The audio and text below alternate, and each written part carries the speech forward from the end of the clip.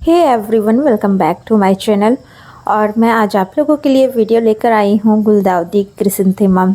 इसकी हम कटिंग्स कैसे लगाएं। बहुत सारे लोग इसकी कटिंग्स लगाती हैं पर इसकी कटिंग सक्सेस नहीं हो पाती हैं। नर्सरी में भी आपको ये प्लांट्स विंटर में देखने को मिलेंगे, पर जैसे ही अगस्त सितंबर आता है आप इसकी कटिंग्स घर पे ही ढेर सारी रेडी कर लेंगे तो विंटर में फ्लावरिंग पाने के लिए आपका प्लांट्स पूरी तरह से रेडी हो जाएगा।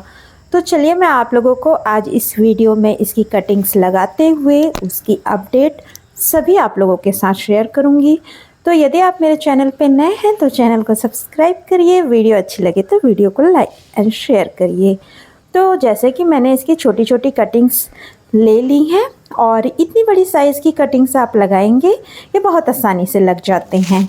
तो कटिंग लगाने के लिए मैं यहाँ पे एलोवेरा जेल को रूटिंग हार्मोन्स की तौर पे यूज़ कर रही हूँ। एलोवेरा जेल यूज़ करने से इसमें रूट्स बहुत जल्दी निकल आते हैं। और इसकी जो सॉइल के लिए मैं यहाँ पे सिर्फ रेत का यूज़ कर रही हूँ। रेत में बहुत अच्छी तरह से ग्रोथ होती हैं।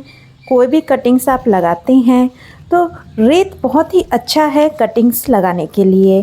तो क्योंकि इसमें रेत में जब हम पानी डालते हैं तो ये सॉगी सा नहीं होता है, जिससे हमारा जो कटिंग है गलता नहीं है।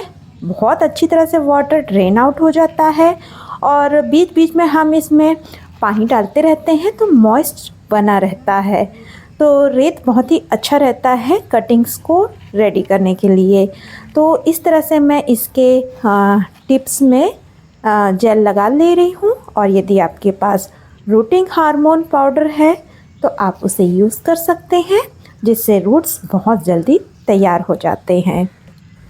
विंटर फ्लावर्स के लिए हमें कटिंग सितंबर में ही तैयार कर लेना चाहिए, ताकि जो हमारा पौधा है विंटर के लिए फ्लावरिंग के लिए रेडी हो सके। और यदि आप कटिंग्स तैयार नहीं किए हैं तो ये एक ऐसा पौधा है जो आपको नर्सरी में बहुत आसानी से मिल जाता है, तो आप इसे नर्सरी से लाकर भी विंटर के लिए रेडी कर सकते हैं। आपको ये पौधा नर्सरी में अक्सर सर्दियाँ आने समय देखने को मिल जाते हैं।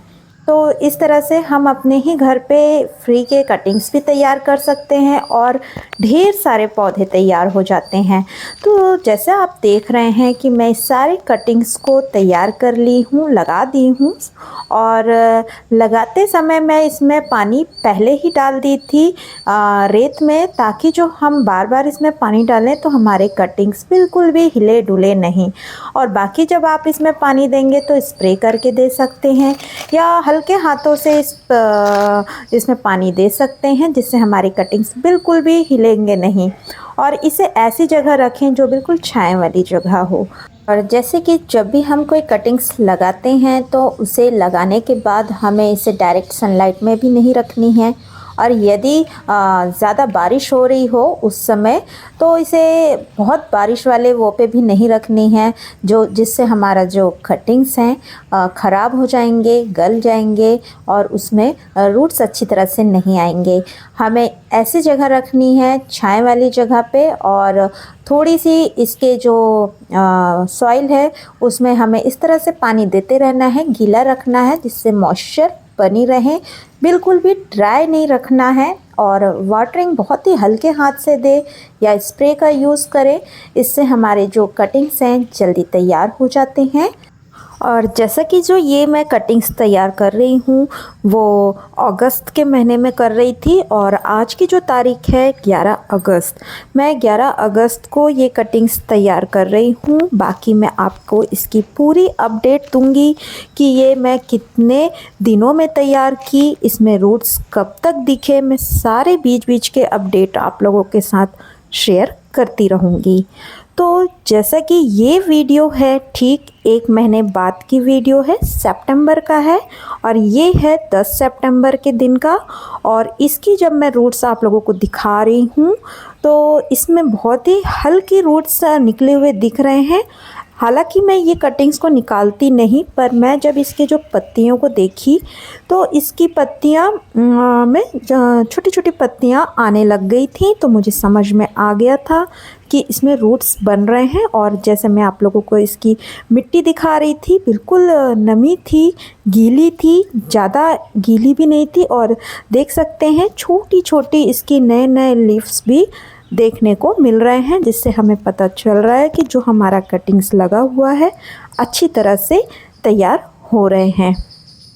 जब भी हम कोई कटिंग्स लगाते हैं तो उसे बार बार निकाल कर बिल्कुल नहीं देखें। मैं आपको इसलिए निकाल कर दिखाई क्योंकि उसमें नए नए पत्तियां निकल गई थी। और जो ये अब आपको मैं रिज़ल्ट दिखा रही हूँ, ये अक्टूबर की रिज़ल्ट है और ये अक्टूबर का 1 अक्टूबर की रिज़ल्ट है। और मैं आपको दिखा रही हूँ, जैसे कि मैं पहले बताई थी कि मैं अगस्त में कटिंग रेडी की थी, पर मैं उसके 1 महीने बाद निकाल कर देखी थी तो उसमें ज़्यादा रूट्स नहीं बने थे। पर मैं अब अक्टूबर के मंथ में आपको इसको निकाल कर दिखाती हूँ कि इसमें रूट्स किस तरह से बन गए हैं। मैं इसकी कटिंग्स को देखकर ही समझ गई थी कि इसमें रूट्स बहुत अच्छी तरह से ग्रो हो चुकी होंगी। और इसकी कंडीशन आप देख सकते हैं कि कटिंग्स किस तरह से तैयार हुआ है। इसको अब आप रिपोर्ट कर सकते हैं। देखिए इसमें रूट्स बहुत अच्छी तरह से बने हुए हैं और ये काफ़ी बड़े बड़े रूट्स हो गए हैं। तो ये जो कटिंग्स हैं, अब मैं इसे अलग अलग गमले में लगा सकती हूँ। ये पूरी तरह से तैयार हैं। मैं सभी कटिंग्स को आपको बिल्कुल निकाल कर नहीं दिखाऊंगी क्योंकि मैं अभी तुरंत इसे रिपोर्टिंग भी नहीं करने वाली हूँ। पर हाँ, आपको एक और मैं आपको कटिंग्स निकाल कर दिखाती हूँ कि इसमें रूट्स किस तरह से तैयार है। तो देख सकते हैं इसकी रूट्स कुछ इस तरह से तैयार हो चुकी हैं।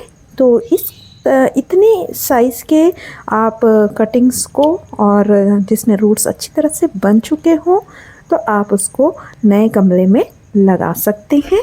और उसके बाद इसे आप पिंचिंग करेंगे तो ये बहुत अच्छी तरह से बुशे हो जाएंगे।